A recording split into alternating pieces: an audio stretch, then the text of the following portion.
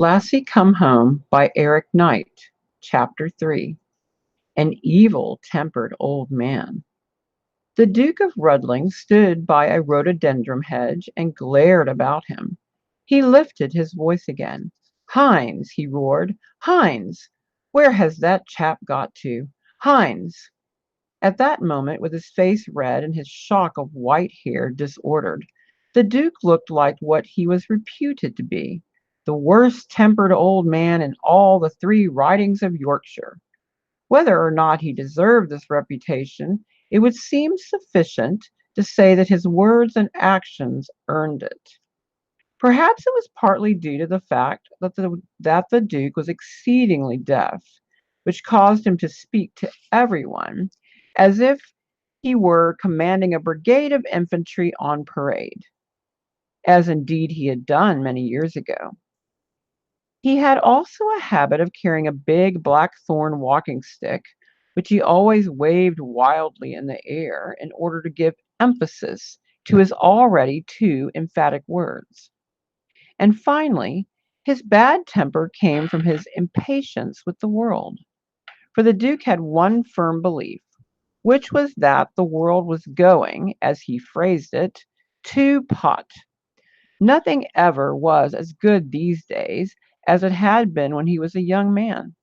Horses could not run so fast. Young men were not so brave and dashing. Women were not so pretty. Flowers did not grow so well. And as for dogs, if there were any decent ones left in the world, it was because they were in his own kennels. The people could not even speak the king's English these days as they could when he was a young man, according to the Duke. He was firmly of the opinion that the reason he could not hear properly was not because he was deaf, but because people nowadays had got into the pernicious habit of mumbling and snipping their words instead of saying them plainly, as they did when he was a young man. And as for the younger generation, the Duke could, and often would, lecture for hours on the worthlessness of everyone born in the 20th century. This last was curious, for of all his relatives, the only one the Duke could stand, and who could also stand the Duke, it seemed, was the youngest member of his family, his 12-year-old granddaughter, Priscilla. It was Priscilla who came to his rescue, now as he stood waving his stick and shouting, beside the rhododendron hedge. Dodging a wild swish of his stick, she reached over and pulled the pocket of his tweed Norfolk coat. He turned with bristling mustaches. "Oh, it's you," he roared. "It's a wonder somebody finally came. Don't know what the world's coming to. Servants no good, everybody too deaf to hear. Country's going to pot." "Nonsense," said Priscilla. She was indeed a very self-contained and composed young lady. From her continued association with her grandfather, she had grown to consider both of them as equals, either as old children or as very young grown-ups. "What's that?" the Duke roared, looking down at her. "Speak up. Don't mumble." Priscilla pulled his head down so that she could speak directly into his ear. "I said nonsense," she shouted. "Nonsense!" roared the Duke. He stared down at her, then broke into a roar of laughter. He had a curious way of reasoning about Priscilla. He was convinced that if Priscilla had pluck enough to answer him back, she must have inherited it from him. So the Duke felt in a much better temper as he looked down at his granddaughter. He flourished his long white mustaches, which were much grander and finer than the kind of mustaches that men manage to grow these days. "Ah, glad you turned up," the Duke boomed. "I want you to see a new dog. She's marvelous, beautiful, finest collie I ever laid my eyes on." "She isn't so good as the ones they had in the old days, is she?" Priscilla asked. "Don't mumble," roared the Duke. "Can't hear a word you say." He had heard perfectly well, but had decided to ignore it. "Knew I'd get her," the Duke continued. "Been after her for 3 years now." "3 years!" echoed Priscilla. She knew that was what her grandfather wanted her to say. Yes, 3 years. Ah, he thought he'd get the better of me, but he didn't. Offered him 10 pounds for her 3 years ago, but he wouldn't sell. Came up to 12 the year before after that, but he wouldn't sell. Last year offered him 15 pounds. Told him it was the rock bottom limit, and I meant it too, but he didn't think so. He held out for another 6 months. Then he sent word last week he'd take it. The Duke seemed pleased with himself, but Priscilla shook her head. How do you know she isn't coped? This was a natural question to ask, for if the truth must be told, Yorkshiremen are not only knowing about raising dogs, but they are sometimes alleged to carry their knowledge too far. Often they exercise devious secret arts in hiding faults in a dog, perhaps treating a crooked ear or faulty tail carriage so that this drawback is absolutely imperceptible until much later, when the less knowing purchaser has paid for the dog and has taken it home. These tricks and treatments are known as coping. In the buying and selling of dogs, as with horses, the unwritten rule is caveat emptor, let the buyer beware. But the Duke only roared louder when he heard Priscilla's question. How do I know she isn't coped? Because I'm a Yorkshireman too. Know as many tricks as they two do, and a few more to boot, I'll warrant. No, this is a straight dog. Besides, I got her from what's his name, Carraclough. Know him too well. He wouldn't dare try anything like that on me. Indeed not. And the Duke swished his great blackthorn stick through the air as if to defy anyone who would have the courage to try any tricks on him.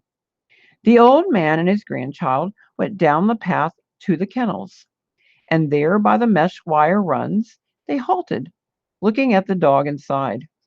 Priscilla saw lying there a great black, white, and golden sable collie. It lay with its head across its front paws, the delicate darkness of the aristocratic head showing plainly against the snow whiteness of the expansive ruff and apron. The Duke clicked his tongue in signal to the dog, but she did not respond. There was only a flick of the ear to show that the dog had heard. She lay there, her eyes not turning toward the people who stood looking at her. Priscilla bent down, clapping her hands.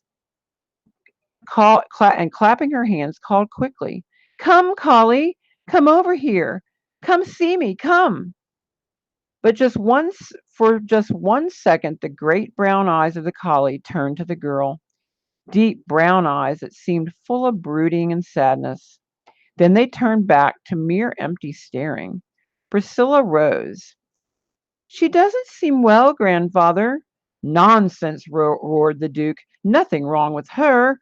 Hines, Hines, where is that fellow hiding? Hines!" "Coming, sir, coming." The sharp nasal voice of the kennelman came from behind the buildings, and in a moment he hurried into sight. "Yes, sir. You called me, sir?" "Of course, of course.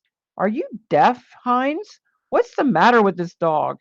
She looks off color." "Well, sir, she's a poor feeder," the kennelman hurried to explain. "She's spoiled, I should say. They spoils 'em in them cottages.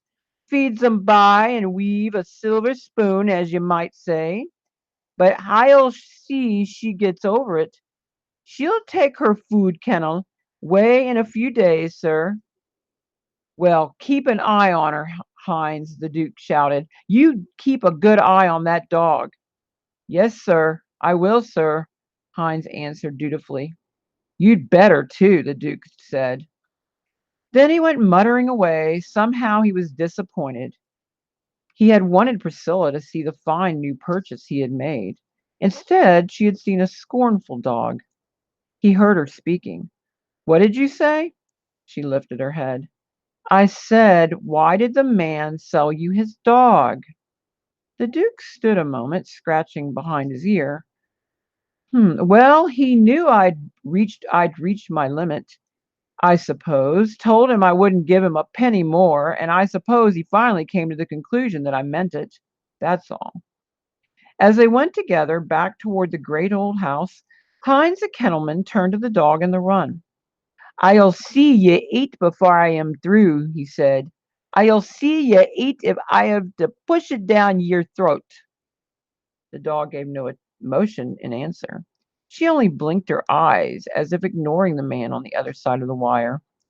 When he was gone, she lay unmoving in the sunshine until the shadows became longer. Then uneasily she rose. She lifted her head to scent the breeze, as if she had not read there what she desired.